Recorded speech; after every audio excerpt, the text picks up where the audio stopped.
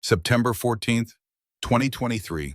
A security camera records a woman pouring poison into a smoothie. 47 minutes later, a pregnant woman collapses. 6 hours later, she learns her husband wants her dead. This is Sarah Cooper's story. 3 months of systematic poisoning. A husband who researched how to fake grief. A mistress with a darker plan. And a twist so shocking. Even detectives couldn't believe it.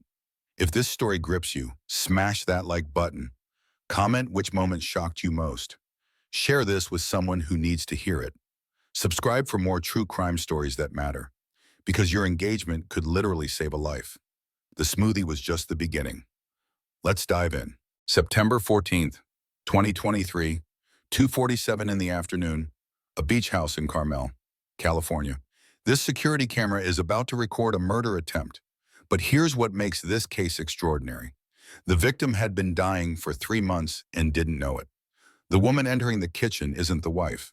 That's Ashley Morrison, 26 years old, executive assistant to tech CEO Ryan Bennett. The smoothie she's preparing isn't for herself. It's for Sarah Cooper Bennett, 32 years old, 8 months pregnant, upstairs resting after her prenatal appointment. Ashley moves with confidence. She's been in this house 14 times over the past 3 months. Always when Sarah was out, she knows where everything is. The blender, the organic strawberries Sarah keeps for her daily smoothie, the prenatal protein powder, and the small glass vial in her designer handbag.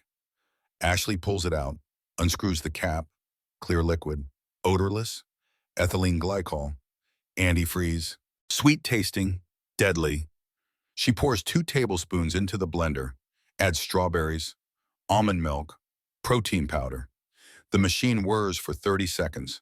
She pours the smoothie into Sarah's favorite glass, the one with baby on board printed on the side, a gift from Sarah's best friend, Jennifer. Ashley sets it on the kitchen island with a note in Ryan's handwriting. Practiced over weeks. Made your favorite.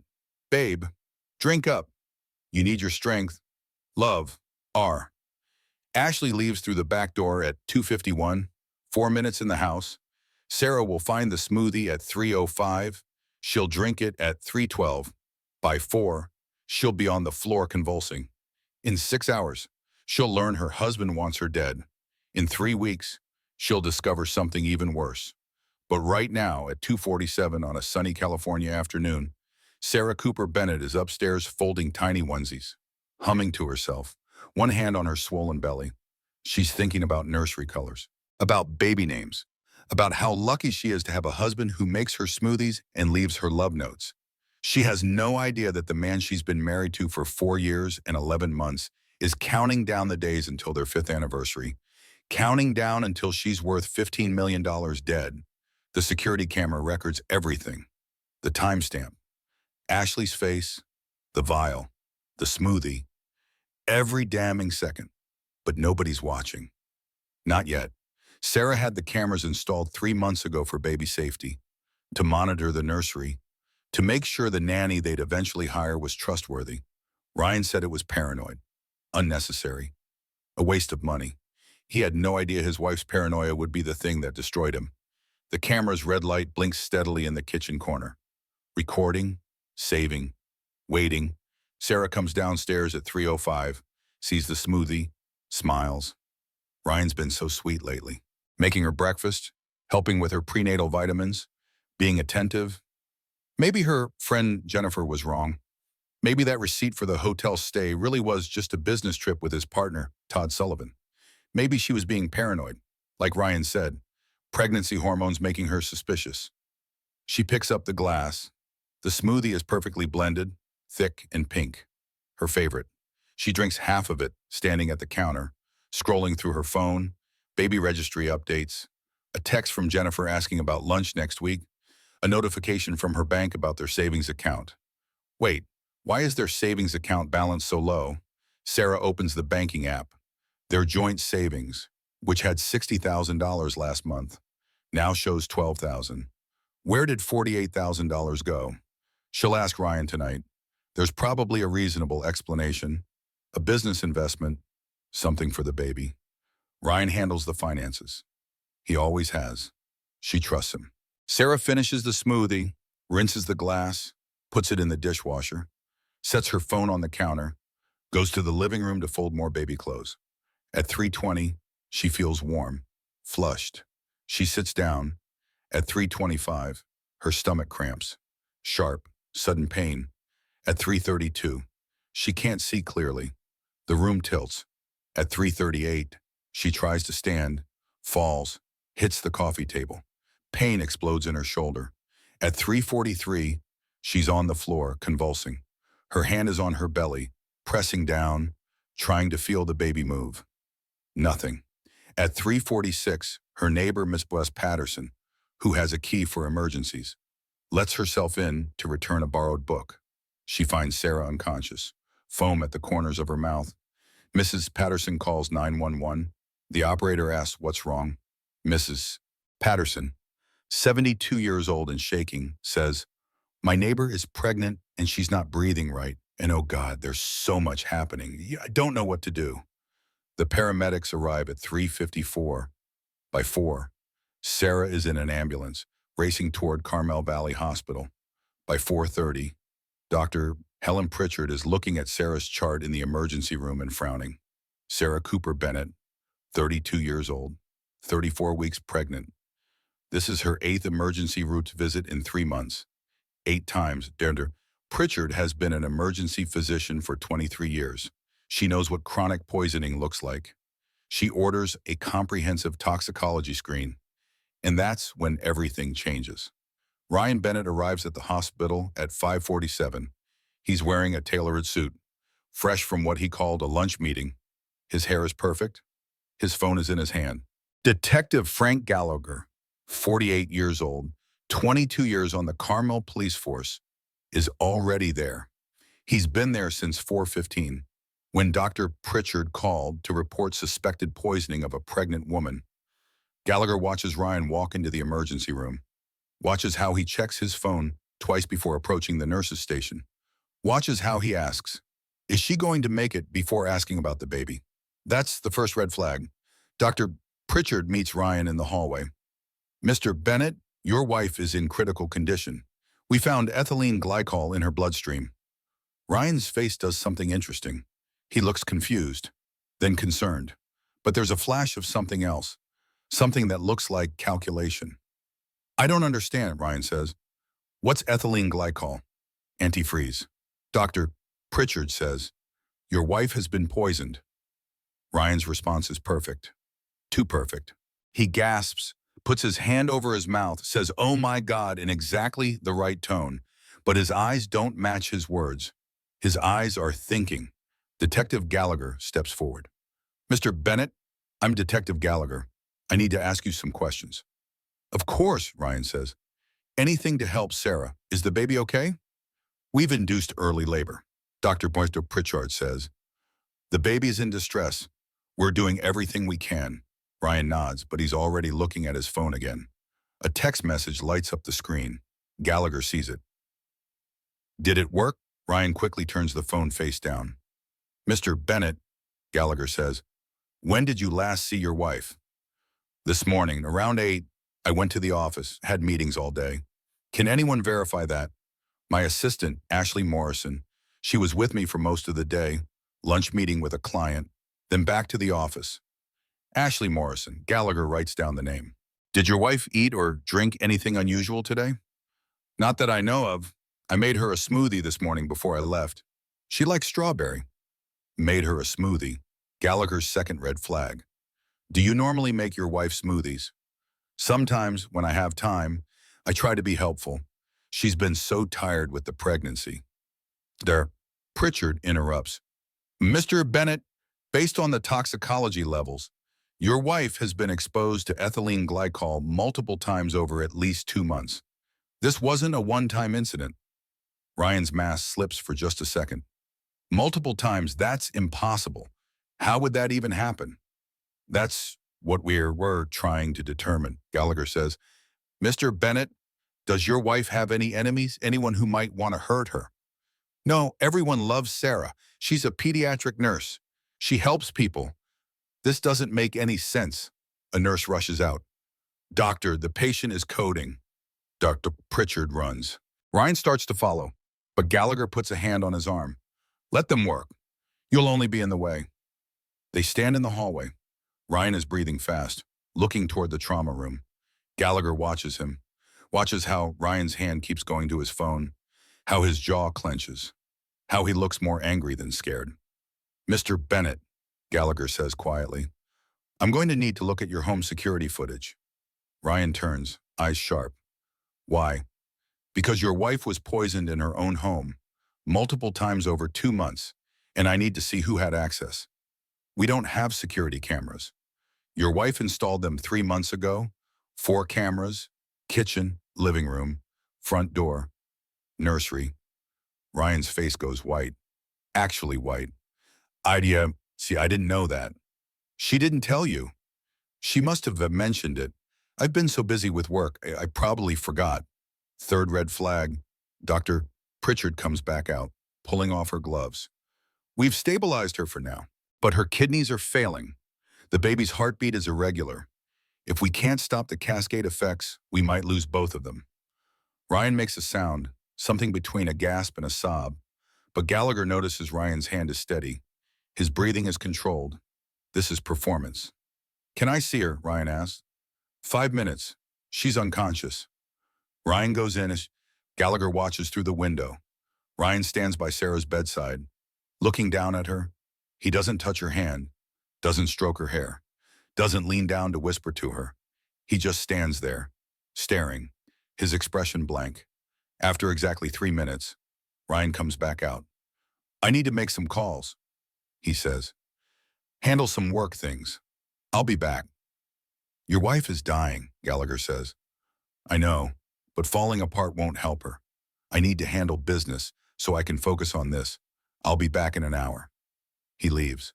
Gallagher immediately calls his partner, Detective Louise Martinez.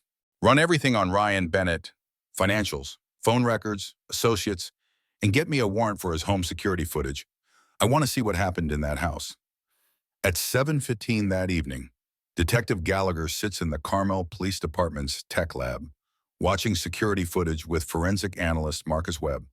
The footage for Sarah's kitchen over the past 3 months tells a story, a horrifying, methodical story.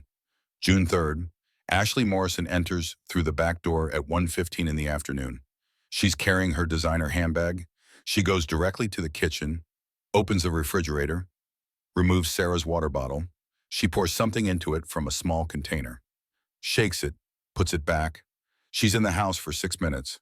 Sarah's hospital records June 3rd, 8 p.m., severe vomiting, dehydration. June 18th, Ashley returns, same routine. Sarah's prenatal vitamins this time. She opens every capsule, adds powder from a plastic baggie, closes them carefully. 11 minutes in the house. Hospital records June 19th, 4 a.m., abdominal pain, dizziness, rapid heartbeat, July 2nd, July 15th, July 29th, August 12th, August 27th, every single time. Ashley Morrison, every single time, followed by an emergency room visit. And today, September 14th, the smoothie. She's been systematically poisoning her for 3 months, Marcus says, his voice disgusted. Building up the toxicity slowly so it looks like pregnancy complications. Can we prove what's in those containers? We need to search Ashley Morrison's home and vehicle. But based on the victim's symptoms and the tox screen, I'd bet my badge it's ethylene glycol in various concentrations. Gallagher's phone rings. It's Detective Martinez. Frank, you need to hear this. Ryan Bennett's financials are a disaster. His company, Bennett Tech Solutions, is bankrupt. $47 million in debt. He's been hiding it with shells companies and fake accounts. The FBI is already investigating him for embezzlement. How bad is it? He's looking at federal prison, minimum 10 years. Unless he gets money fast. Life insurance. $15 million policy on Sarah Cooper Bennett, taken out 11 months ago. There's a clause. They have to be married 5 years for full payout. Gallagher pulls up a calendar. When's their anniversary? October 1st, 17 days from now. So if Sarah dies before October 1st, Ryan gets nothing. But if she dies after October 1st, he gets $15 million. Exactly. But Frank, there's more. Ashley Morrison also has a life insurance policy, $10 million. Beneficiary: if Ryan Bennett dies, Ashley Morrison. Gallagher goes cold. She's planning to kill him too. Looks that way. If Sarah dies after the anniversary, and then Ryan dies within 6 months, Ashley gets both payouts. $25 million. Does Ryan know about Ashley's policy? Unknown. But I'm pulling all their communications now. Phone records, emails, everything. Gallagher looks back at the screen, at Ashley's face as she pours poison into Sarah's water bottle. She's smiling. Martinez, get me a warrant for Ashley Morrison's arrest and bring Ryan Bennett back in for questioning.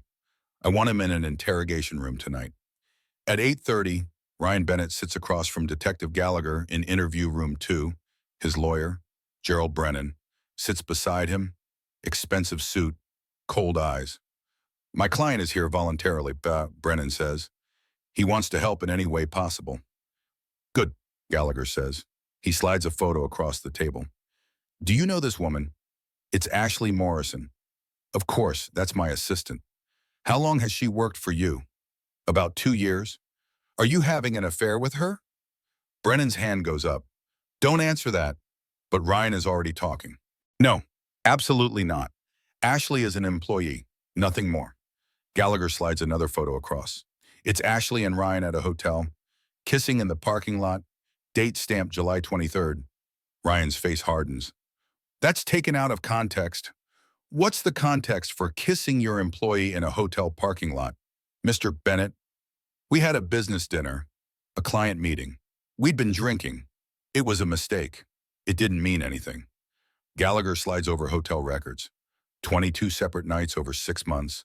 Same hotel, same room. Ryan and Ashley checking in together. That's a lot of mistakes, Gallagher says. Brennan interrupts. Detective, unless you're charging my client with something, we're done here. I'm charging him with attempted murder. The room goes silent. Your assistant, Ashley Morrison, has been in your house 14 times over 3 months. Always when your wife was out. Security footage shows her poisoning your wife's food, water, and vitamins. Your wife has been hospitalized 8 times. Today, she almost died. Your unborn child almost died. And you're having an affair with the woman who did it. I didn't know, Ryan says, his voice rising. I had no idea Ashley was doing any of that. Why would I want to hurt Sarah? Gallagher slides over the insurance policy. 15 million reasons. But you needed to wait until after October 1st for the payout. So why did Ashley poison her today? 2.5 weeks early. Ryan stares at the document, and something flickers across his face. Understanding. Rage. She went off script, Ryan says quietly. Brennan grabs his arm. Don't say another word. But the damage is done. Ryan had just admitted there was a script. By midnight, Detective Gallagher has warrants for Ryan's computer, phone, and cloud storage. The digital forensics team works through the night. Gallagher sits in the tech lab with forensic analyst Marcus Webb, watching him work. Webb's fingers fly across the keyboard, recovering deleted files, pulling data from the cloud, reconstructing timelines. People think deleting something makes it disappear, Webb says without looking up. But digital data is like a ghost. It leaves traces everywhere. Cloud backups, cache files, temporary folders. You can delete all you want. We'll still find it. What have you got so far? Gallagher asks. A roadmap to murder. Webb pulls up the first screen. Ryan Bennett's browser history? He deleted it all, but his computer backed up to the cloud automatically every night. He had no idea. What they find is damning. Ryan's deleted browser history, recovered by forensic software, April 14th. How to divorce wife without losing money, April 21st. Life insurance payout after spouse death, May 3rd. Ethylene glycol poisoning symptoms, May 7th. How long until antifreeze is undetectable in body, May 19th. Best countries without extradition treaties, June 1st. How to fake grief. Gallagher feels his jaw tighten with each entry. He researched everything. This wasn't impulsive. This was calculated. Gets worse, Webb says. Look at the dates. He started researching divorce in April. By May, he'd moved on to poisoning. The decision to kill her instead of divorce her took exactly 19 days. 19 days to decide his wife was worth more dead than alive. And here's the kicker. Webb pulls up a different screen. These searches, they're interspersed with normal browsing. Stock reports, tech news, sports scores. He'd research how to poison someone, then check the Lakers game results, like it was a casual Sunday afternoon project. Detective Martinez enters the lab with coffee. Autopsy results on Sarah's vitamin capsules came back. Ethylene glycol powder, mixed with the prenatal vitamins. Every single capsule contaminated.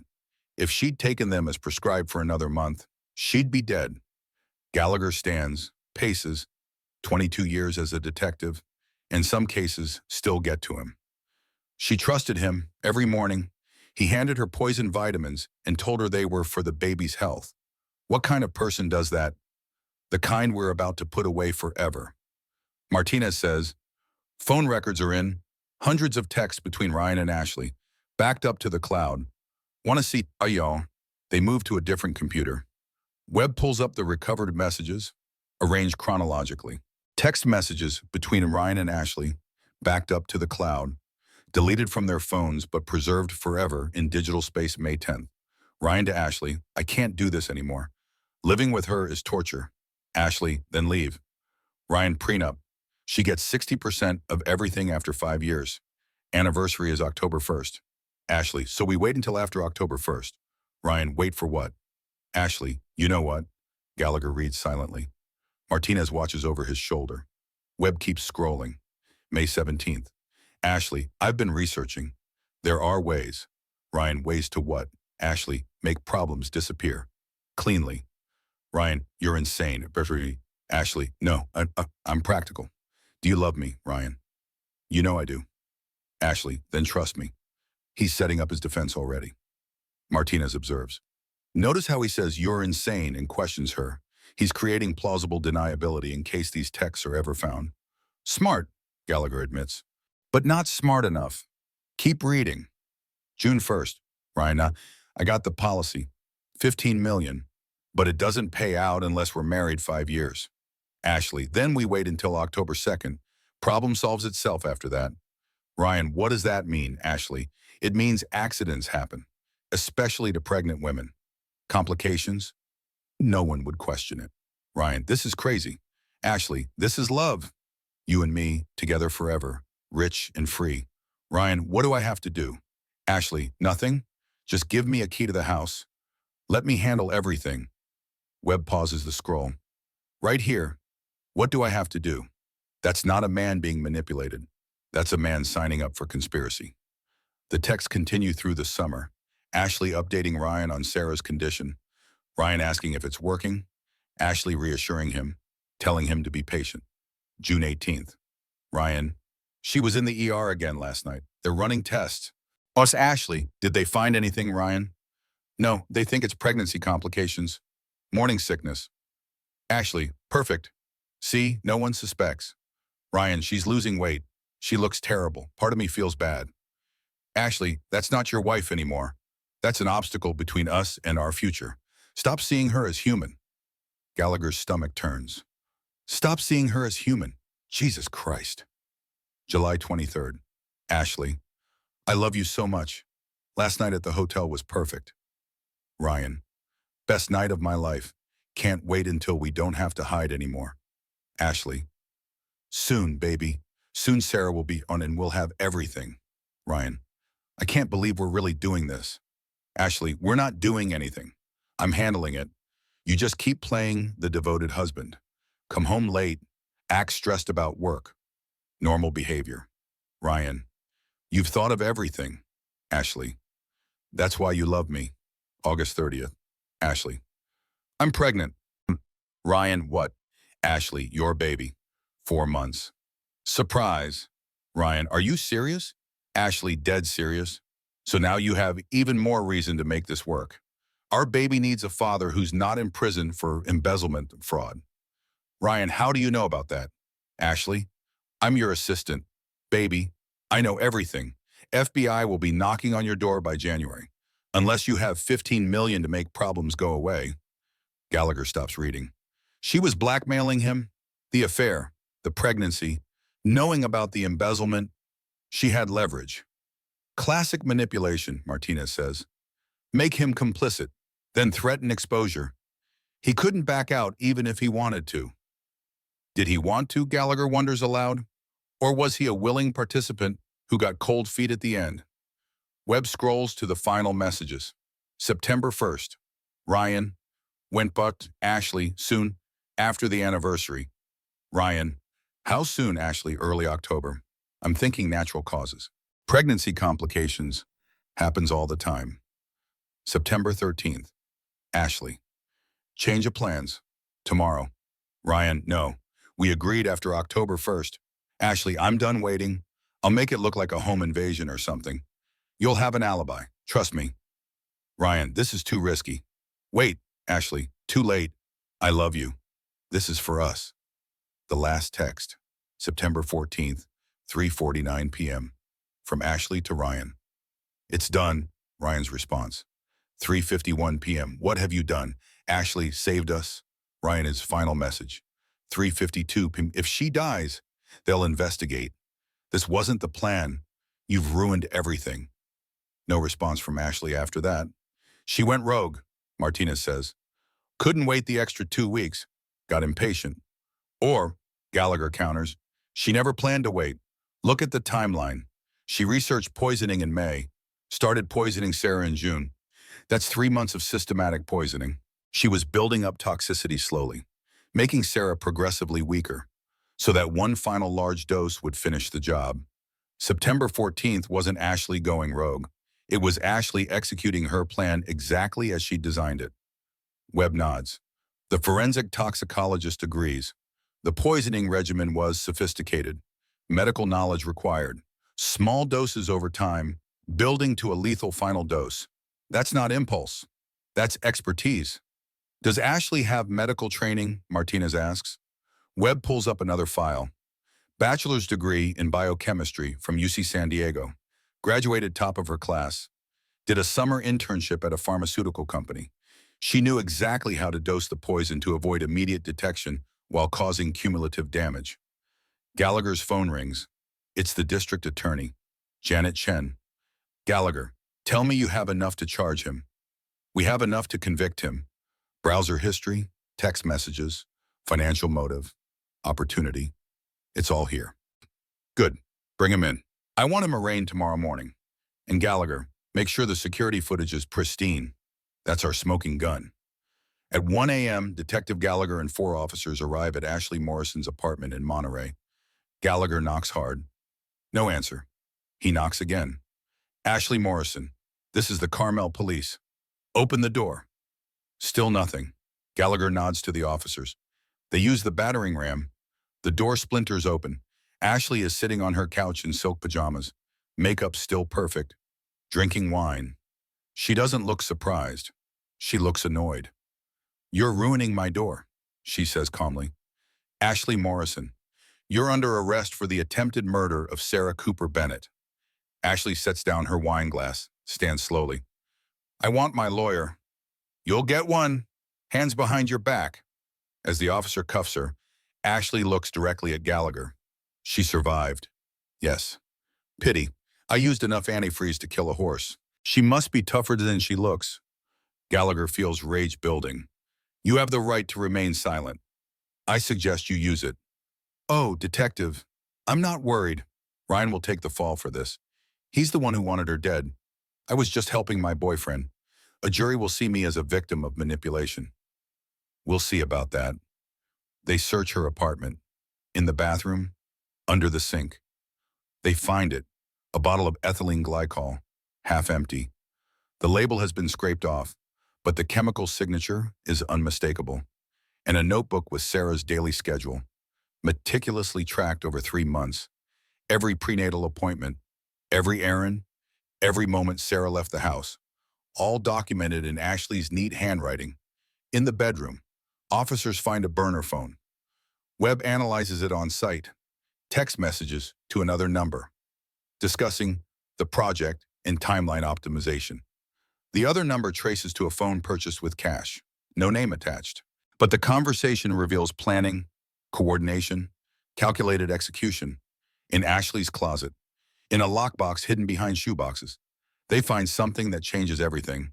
Another life insurance policy. $10 million on Ryan Bennett's life.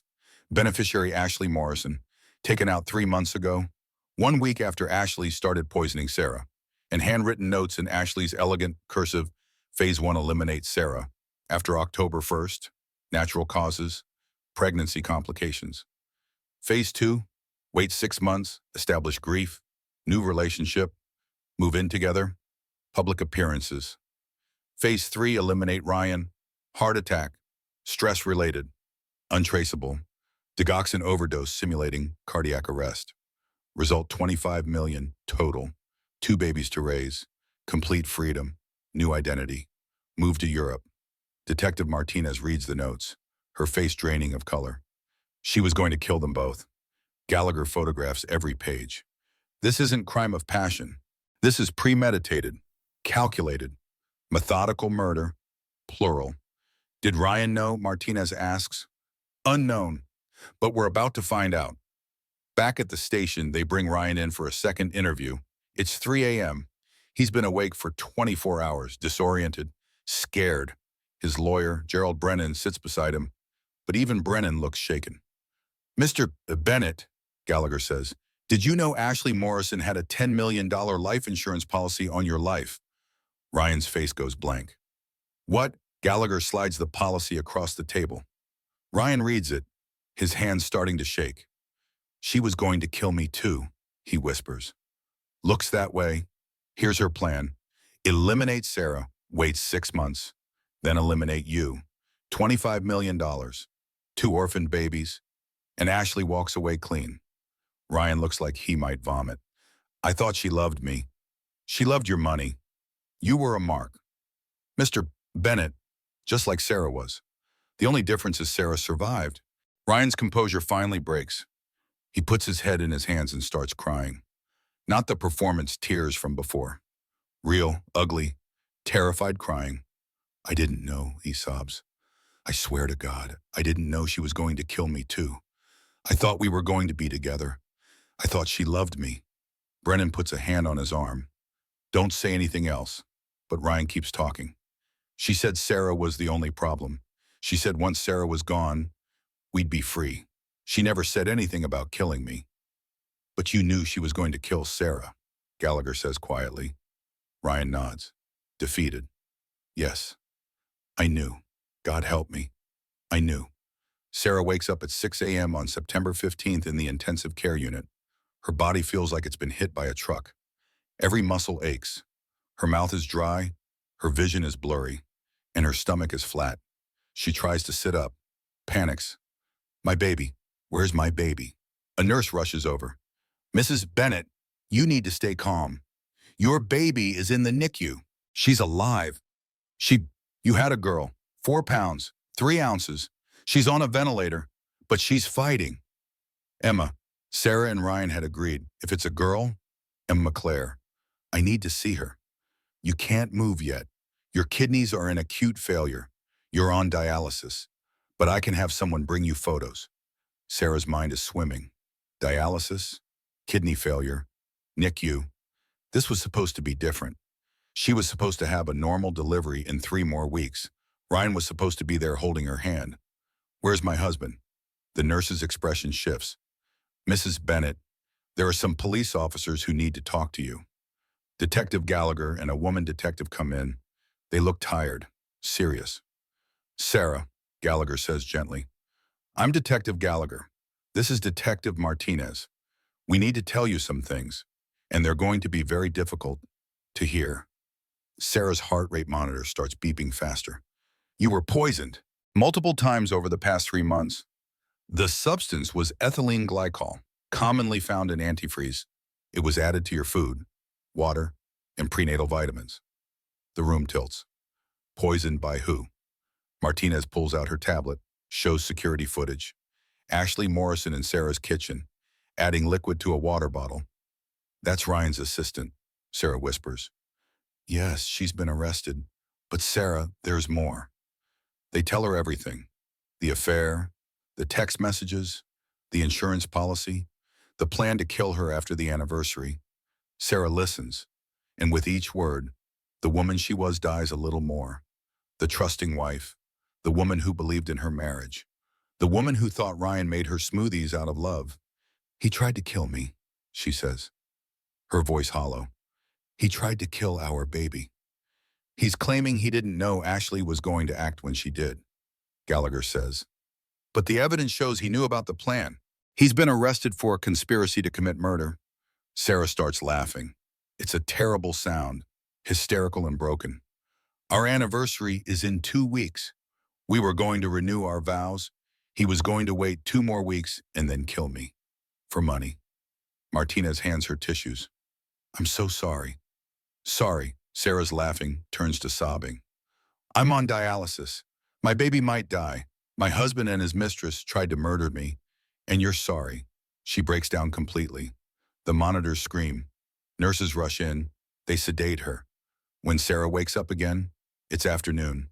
Jennifer is there, her best friend since college, sitting in the chair beside the bed, crying quietly. Sarah says. Jennifer jumps up, grabs her hand. Oh God, Sarah, I'm so sorry. I should have pushed harder when I saw them at that restaurant. I should have made you see. You tried. I didn't want to believe it. Your mom is flying in from Boston. She'll be here tonight. And Sarah, I need to tell you something important. I've been going through your finances with a lawyer. Everything in your joint accounts has been frozen because of the criminal investigation. You have no access to money. How am I going to pay for this? Sarah looks around the ICU, at the machines keeping her alive. Your insurance will cover most of it, and I've started a GoFundMe. Your nursing friends from the hospital are donating. The community is rallying. But Sarah, Ryan took out loans against your house. You're underwater on the mortgage. If you survive this, you're going to start from nothing. First peak of despair. Sarah lies in a hospital bed, kidneys failing, baby fighting for life in another room, husband in jail for trying to murder her, and she's financially destroyed. I can't do this, Sarah whispers. It's too much. I can't. Jennifer squeezes her hand. Yes, you can. You're the strongest person I know. I'm not strong. I'm stupid. I didn't see any of it. The affair, the lies, the plan to kill me. I was so blind. He was a good liar. That's not your fault. A neonatologist comes in and a Dr. Elizabeth Morgan. Mrs. Bennett, I need to update you on your daughter. Sarah's chest constricts. Is she alive? Yes, but she's had a seizure. The exposure to ethylene glycol in utero has caused neurological stress. We're running tests, but there may be long-term developmental impacts. Sarah closes her eyes. Her baby, her innocent baby, damaged before she even took her first breath. Can I see her? We'll arrange it, but you need to understand she's very fragile. She may not survive the week. After Dr. Morgan leaves, Sarah looks at Jennifer. He didn't just try to kill me. He poisoned his own daughter. What kind of monster does that? The kind that's going to spend the rest of his life in prison. But that doesn't feel like enough.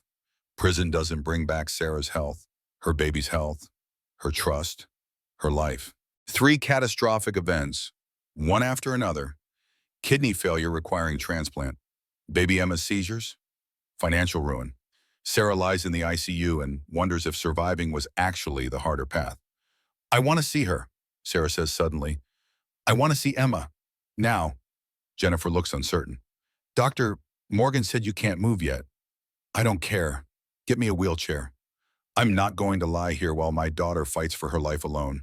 She needs to know her mother is here, that someone wants her. It takes 20 minutes to arrange. 2 nurses help Sarah into a wheelchair. Careful with her dialysis lines and IV tubes, Jennifer pushes her through the hallways to the NICU. The neonatal intensive care unit is full of tiny babies in plastic boxes. Machines beeping, monitors glowing. Sarah's heart breaks for every single one. Emma is in the corner, under warming lights. She's so small, tubes in her nose, wires on her chest, an IV in her tiny hand. Her skin is red and wrinkled. Her eyes are closed. Can I touch her? Sarah asks the NICU nurse. Through the portholes, gently.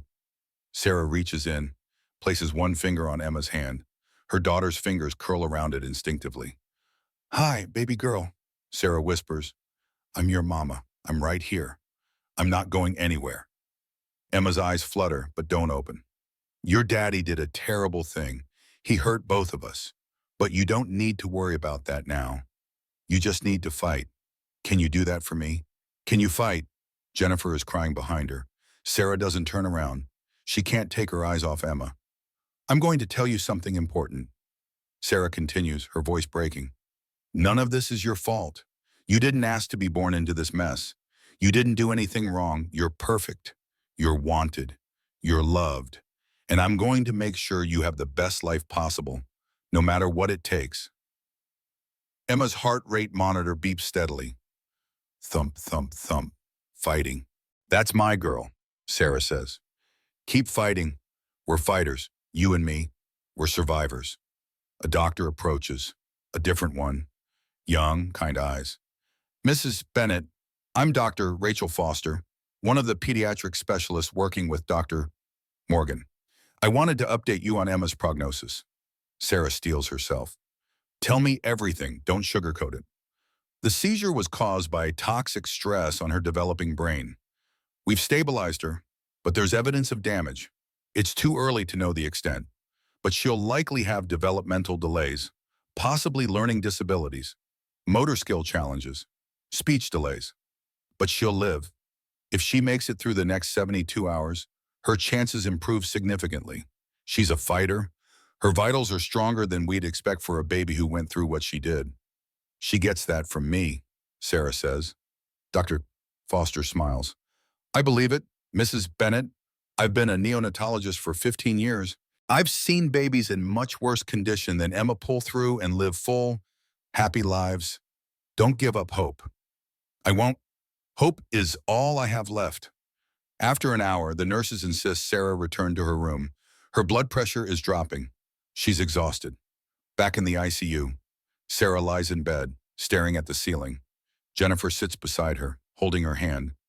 What am I going to do? Sarah asks. No money, no home, no husband, a baby with special needs. How am I supposed to handle all of this?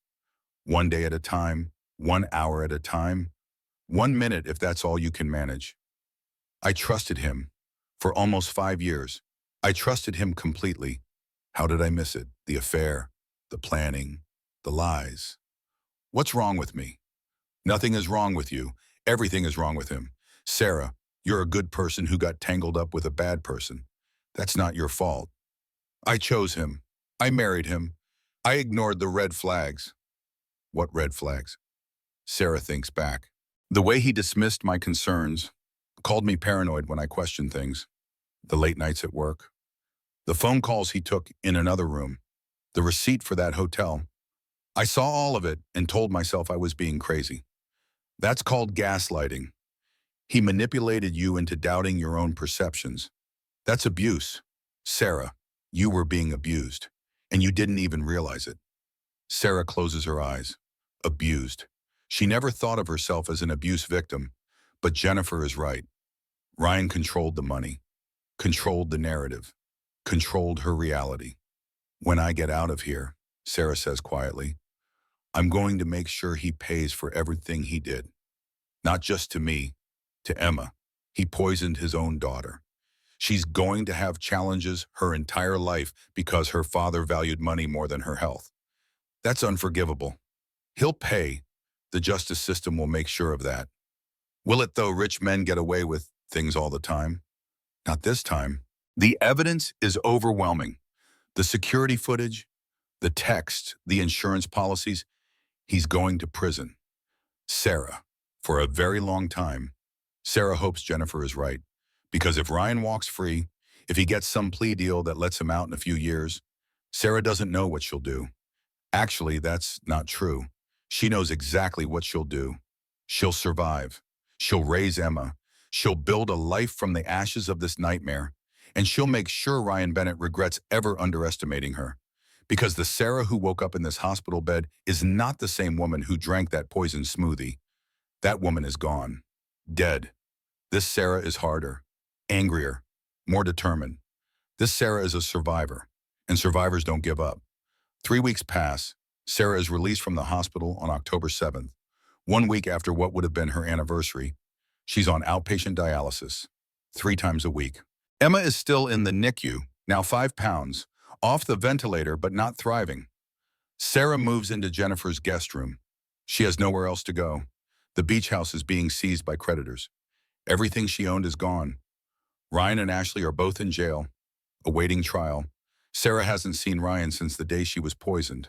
She doesn't want to, but Jennifer, who's now acting as Sarah's lawyer, has news. The DA's office is offering Ryan a plea deal. Sarah looks up from her hospital bed, where she's recovering from her latest dialysis session. What kind of deal? He pleads guilty to attempted manslaughter, not murder, 12 years, eligible for parole in 8 years. You get the life insurance payout, $15 million. Ryan keeps some business assets in trust for Emma. No.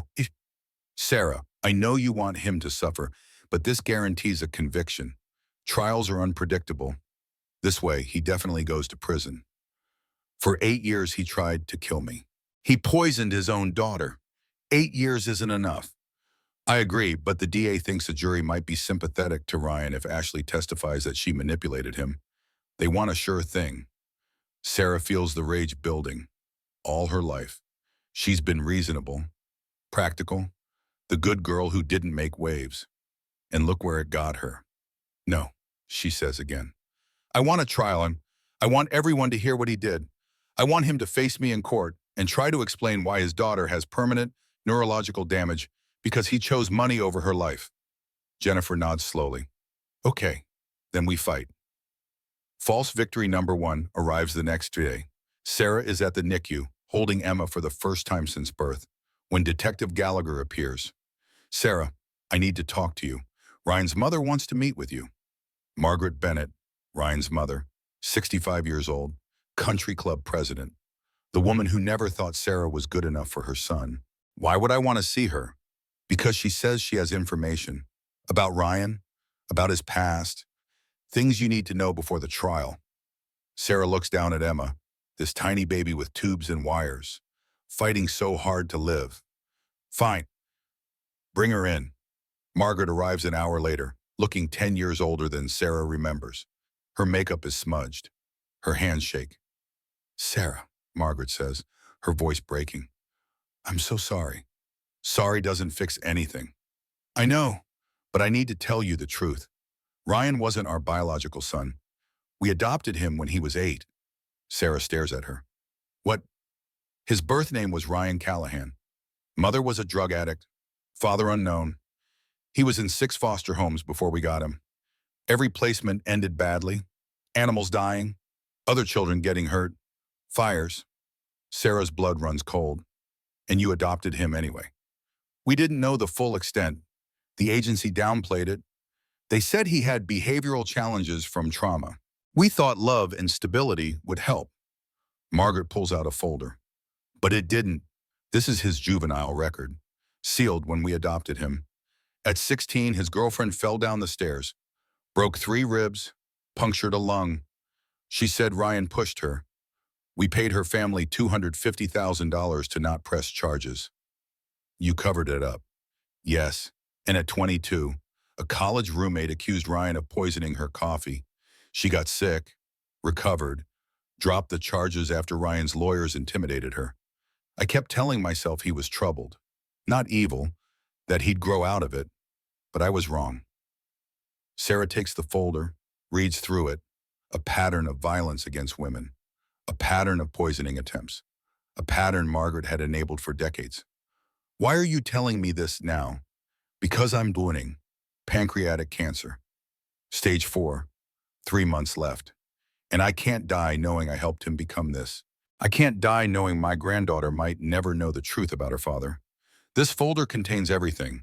Medical records, police reports, witness statements. It's all yours. For the trial.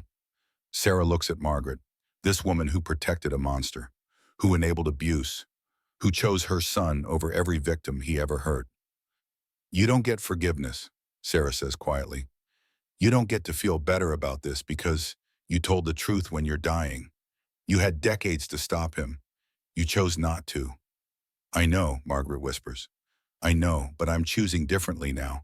I'm transferring $5 million to you from my personal accounts for Emma's care, for your medical bills, for starting over, and I'm testifying against Ryan at trial.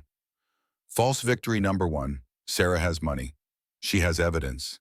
She has Ryan's mother willing to testify. She feels hope for the first time in weeks. That hope lasts exactly 3 days. Jennifer comes to see Sarah on October 15th with Detective Martinez. Their faces are grim. What happened? Sarah asks. We searched Ashley Morrison's apartment again, more thoroughly. We found a storage unit she was renting under a fake name. Martinez pulls out photos. Inside, we found evidence of 3 other men. Photos, research on their net worth, dating profiles under fake names, and documentation of a life insurance policy on another man, deceased in 2019 in Texas. Sarah's stomach drops. She did this before. His name was James Crawford, married Ashley, took out a life insurance policy, died 6 months later of an apparent heart attack. Ashley collected $3 million. Texas authorities are reopening the case now. So Ashley's done this before, multiple times, and Ryan was just her latest mark. That's what we believe. But Sarah, there's more. Ashley is pregnant. The room spins. What? 4 months, DNA test confirms it's Ryan's baby. And she's claiming in her testimony that Ryan manipulated her, that she was a victim of abuse, that she poisoned you under duress because Ryan threatened to kill her if she didn't help. That's insane, Asio. The text messages show she initiated everything. Her lawyer is arguing the text messages were written under coercion, that Ryan was monitoring her phone, controlling her, forcing her to write things that made it look like her idea. Jennifer interrupts. And here's the worst part. We found Ashley's personal journal on her laptop, deleted but recovered. Want to know what it says? Sarah nods, dreading the answer. Jennifer reads from her tablet. August 10th. Ryan is so easy to control. Men are idiots. They think they're the ones running the game, but they're just pieces on my board. Found the perfect mark. Rich, insecure, thinks he's smarter than everyone. Once Sarah's dead, I'll wait 6 months and take care of Ryan too. Untraceable heart attack, just like James. 25 million and 2 babies I can raise however I want. Perfect life. Sarah can't breathe. She planned to kill Ryan too. From the beginning, Ryan thought he was using Ashley. Ashley was using him. They were both planning to kill you, Betrayal, but only Ashley was planning to kill him afterward. Does Ryan know? Not yet. His lawyer is keeping him isolated. But when this comes out at trial, it's going to change everything. And it does. At the trial post, which begins November 1st, the prosecution presents all the evidence, the security footage, the text messages, the browser history, the insurance policies, Margaret's testimony about Ryan's history of violence. Ryan sits at the defense table looking devastated. His lawyer, Gerald Brennan, argues that Ryan was manipulated by a sociopath, that Ashley targeted him, exploited his financial desperation, convinced him that killing Sarah was the only way to save himself from prison. Then Ashley takes the stand. She's 8 months pregnant now, wearing a conservative dress, no makeup, hair pulled back. She looks young, vulnerable, scared. Miss Morrison, the prosecutor says, did you poison Sarah Cooper Bennett? Yes, Ashley says, tears streaming down her face. But only because Ryan made me. He said if I didn't help him, he'd kill me. He showed me how he pushed his girlfriend down the stairs in high school. He said he'd do the same to me. I was terrified. It's a masterful performance. Several jurors look sympathetic. Then Jennifer, acting as Sarah's advocate, stands.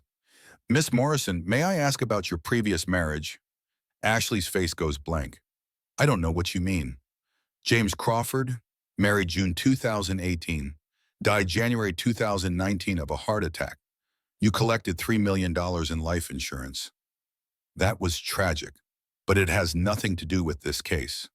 And before James, there was David Porter, dated for 6 months in 2016. He became mysteriously ill, broke up with you, recovered completely after you left. People get sick. And Michael Torres, 2017, dated 8 months, ended up in the hospital with organ failure, recovered after ending the relationship. Ashley's mask is cracking. I don't have to listen to this. Jennifer pulls out Ashley's journal entries, reads them aloud. The courtroom goes silent. When she finishes, Jennifer says, "You're not a victim, Miss Morrison. You're a predator. Ryan Bennett is guilty of conspiracy. Yes, but you're the architect. You've done this before and you were planning to do it again." The jury sees it now. Ashley's tears stop. Her face goes cold. "So what?" Ashley says, her voice different, harder. "Ryan wanted his wife dead. I gave him what he wanted. If he's stupid enough to think I'd let him live after, that's his problem, not mine." The courtroom erupts. The trial lasts 2 weeks. The jury deliberates for 6 hours. Sarah sits in the courtroom with Emma in her arms. Her daughter is 4 months old now, tiny but growing. The neurological damage is permanent but manageable. Emma will likely have developmental delays, learning disabilities, but she's alive. When the jury returns, the forewoman stands.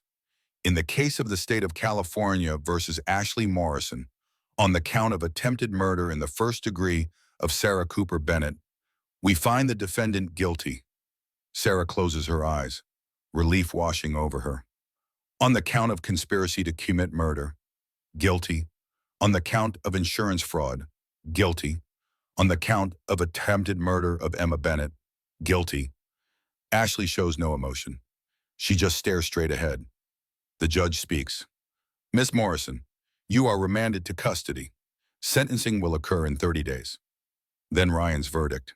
In the case of the state of California versus Ryan Bennett, on the count of conspiracy to commit attempted murder in the first degree, we find the defendant guilty. Ryan drops his head into his hands. On the count of child endangerment, guilty. On the count of insurance fraud, guilty." At sentencing, Sarah gives her victim impact statement. She stands at the podium, Emma in a baby carrier on her chest. "You didn't just try to kill me," Sarah says, looking directly at Ryan. "You killed the woman I was, the trusting wife, the woman who believed love was real. That woman died on our kitchen floor next to a poisoned smoothie." Ryan won't meet her eyes. "But here's what you didn't kill. My will to survive, my love for my daughter, my belief that justice exists. Emma will grow up knowing her father chose money over her life. That's your legacy. Ryan, being the man who tried to murder his own child for $15 million. She turns to Ashley. "And you're not a victim. You're not even human. You're a predator who targets vulnerable people, manipulates them, destroys them. How many others are there, Atum?" "Ashley, how many men did you practice on before you got good enough to almost succeed?" Ashley smiles. Actually smiles. The judge bangs her gavel. "Ashley Morrison, you are sentenced to life in prison without possibility of parole." Ashley's smile disappears. "Ryan Bennett, you are sentenced to 45 years in state prison. You are eligible for parole after 35 years, by which time your daughter will be 35 years old, and you will be 73. Ryan makes a sound, something between a sob and a gasp. "Take them away," the judge says. As the bailiffs lead them out, Ryan tries to look back at Sarah. She doesn't give him the satisfaction. She just holds Emma and walks out of the courtroom with Jennifer beside her. Outside, reporters swarm. Sarah makes a brief statement. "I survived because of smart paramedics, security cameras, and determined detectives. I'm using Margaret Bennett's gift to start a foundation for poisoning victims and to advocate for mandatory toxicology screens in cases of repeated ER visits. My daughter Emma and I are starting over, but we're starting strong. Thank you."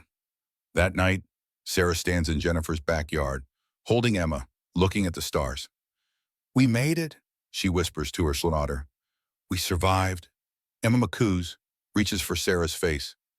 "Your father is a monster, but you're not. You're perfect. And I'm going to make sure you grow up knowing that none of what happened was your fault. You're loved. You're wanted. You're enough." Jennifer comes out with 2 cups of tea. "How are you feeling?" "Like I can breathe for the first time in months." "Good, because I have news. The insurance company is trying to void all the policies because of fraud. But Margaret's estate transfer went through before she died last week. You have $5 million. The house in Carmel sold, and after paying debts, there's another $200,000. You're not rich, but you're stable. I don't want his money. Amal, it's not his, it's Margaret's. She wanted to make things right. Sarah thinks about that. Margaret, who enabled a monster, who covered up crimes, who chose her son over every woman he hurt, but who, at the very end, chose truth over loyalty. Okay, Sarah says, I'll take it for Emma, and I'll use it to make sure other women don't end up like me. November 1st, 2024. Sarah stands on a stage in San Francisco, speaking at a conference called Surviving the Unthinkable. Emma is 18 months old, sitting backstage with Jennifer. She's walking now, saying a few words. Her development is delayed, but she's thriving. My name is Sarah Cooper, she says to the audience of 300 women. 1 year ago today was supposed to be my 5th wedding anniversary. Instead, it was the day I testified against my ex-husband at his trial for attempting to murder me. She tells them everything: the poisoning, the affair, the insurance policies, the trial. The audience is silent, riveted. I survived because of 3 things, Sarah continues. Smart medical professionals who recognized a pattern, security cameras that documented the truth, and my own refusal to die. She shows the security footage of Ashley in her kitchen. Several women gasp. The woman poisoning me wasn't a stranger. She was someone I'd met, someone I'd been polite to at company parties. She sat at my kitchen island, drinking coffee while planning my death. Sarah pauses. Lets that sink in. Domestic violence isn't always physical. Sometimes it's a smoothie. Sometimes it's prenatal vitamins. Sometimes it's a husband who says you're paranoid when you question where $48,000 went. She talks about gaslighting, financial abuse, coercive control, about how she ignored red flags because she wanted to believe in her marriage. I thought I was living a dream life. Beach house, successful husband, baby on the way. But I was living in a prison. The door was unlocked the whole time. Fear kept me there. Fear of being alone. Fear of admitting I'd made a mistake. Fear of starting over. A woman in the front row is crying. When Emma was born at 4 pounds, fighting for her life because her own father had poisoned her in the womb, I realized something. The most dangerous prisons are the ones we build for ourselves, and the only person who can free you is you. After the speech, women line up to talk to Sarah, to share their stories, to ask for advice. One woman around 30 says, "My husband says I'm paranoid, that I'm imagining things, but my doctor says I've been to the ER 9 times this year. Is that normal?" Sarah's blood runs cold. No, that's not normal. Do you have security cameras? No. Get them. Today. And get a comprehensive tox screen. Tell your doctor you think you're being poisoned. Don't tell your husband. The woman nods, tears streaming down her face. Sarah gives her a card. This is my foundation's hotline. Call anytime. We'll help you. Later, in the hotel room, Jennifer orders room service. They eat pizza on the floor like they're back in college. You were amazing today, Jennifer says. I was terrified. You saved that woman's life. You know that, right? She's going to get cameras, get tested, maybe escape before it's too late. I hope so. Sarah looks at Emma, asleep in her carrier. I keep thinking about all the women who didn't survive, the ones whose husbands succeeded. You can't save everyone. No, but I can save some, and that has to be enough. Sarah's phone buzzes, an email from a publisher. They want me to write a book, Sarah says, about everything that happened. Are you going to? I don't know. Part of me wants to move on. Leave Ryan and Ashley in the past. But part of me thinks other women need to hear this story. Need to know they're not alone. So write it, not for Ryan or Ashley, for the women who see themselves in your story. Sarah thinks about the woman at the conference, about the 9 ER visits, about how close she came to being another statistic. I'll write it, she says, but not yet. First, I need to finish healing, finish becoming whoever I'm supposed to be on the other side of all this. Who is that? I don't know yet, but I'm figuring it out. Emma wakes up, sees Sarah, reaches for her. Mama? Sarah picks her up, holds her close. This perfect little person who came from such horror. This miracle who survived. I love you, Sarah whispers. More than I knew I could love anything. Emma pats her face, smiles. Jennifer raises her water glass. To Sarah Cooper, survivor, advocate, amazing mother, and the strongest person I know. Sarah clinks her glass. To second chances. 2 years after the poisoning, Sarah stands in the California state capitol, watching Governor Newsom sign a bill into law. It's called Sarah's Law. It requires hospitals to conduct comprehensive toxicology screens on any patient who visits the emergency room 3 or more times within 90 days with similar symptoms. It mandates reporting to law enforcement if poisoning is suspected. It provides funding for victims of poisoning to access legal and medical resources. Emma is 2.5 now, wearing a little dress, holding Sarah's hand. She doesn't understand what's happening, but she knows it's important. This law will save lives, the governor says.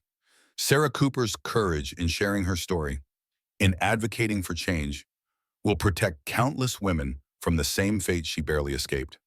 After the signing, Detective Gallagher approaches Sarah. He's retired now, but he came for this. I'm proud of you, he says. Thank you for believing me, for investigating when it would have been easier to write it off as pregnancy complications. Dr. Pritchard deserves the credit. She's the one who ordered the tox screen. Dr. Helen Pritchard is there too, now chief of emergency medicine at 3 hospitals. I've trained every ER doctor in California on the warning signs. We've already identified 6 cases of chronic poisoning that would have been missed before Sarah's Law. 6 women, 6 lives saved. Sarah's foundation has grown.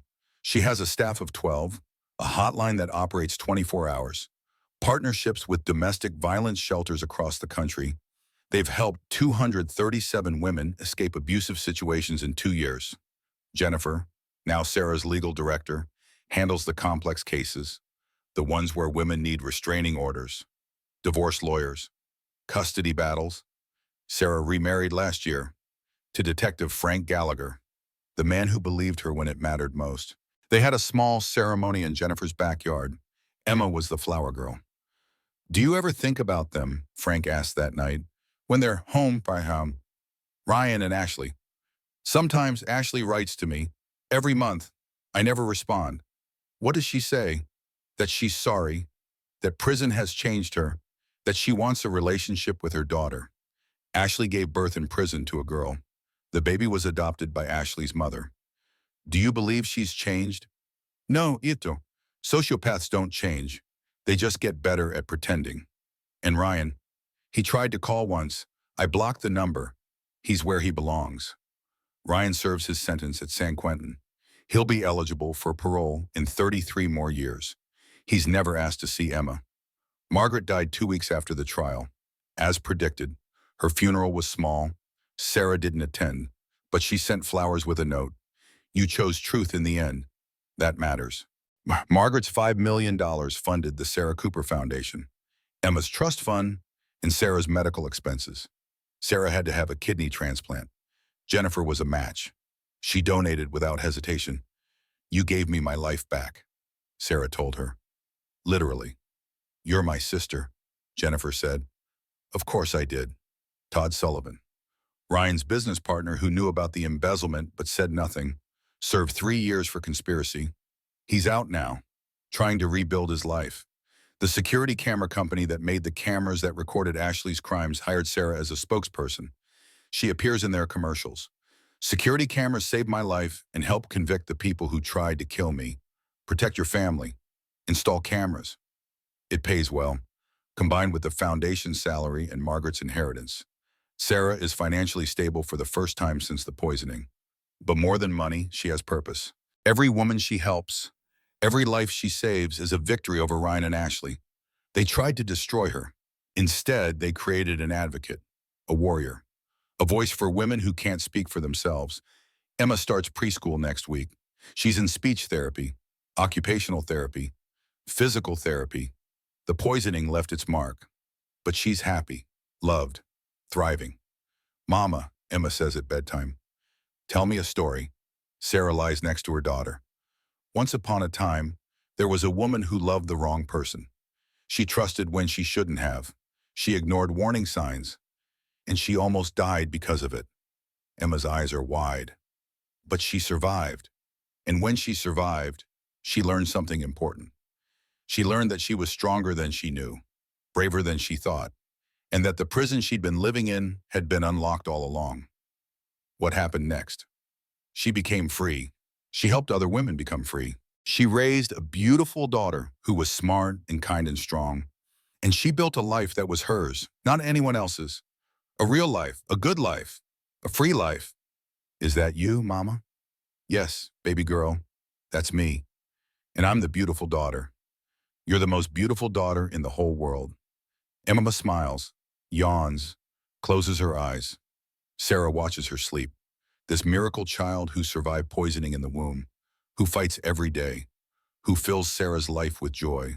She thinks about September 14th, 2023, the day she drank a poisoned smoothie, the day her husband's plan to kill her was set in motion, the day that was supposed to be her last. Instead, it was the day she started truly living. Because survival isn't just about staying alive.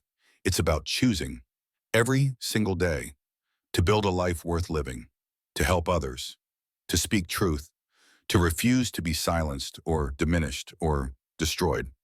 Ryan tried to poison her body, but he couldn't poison her spirit.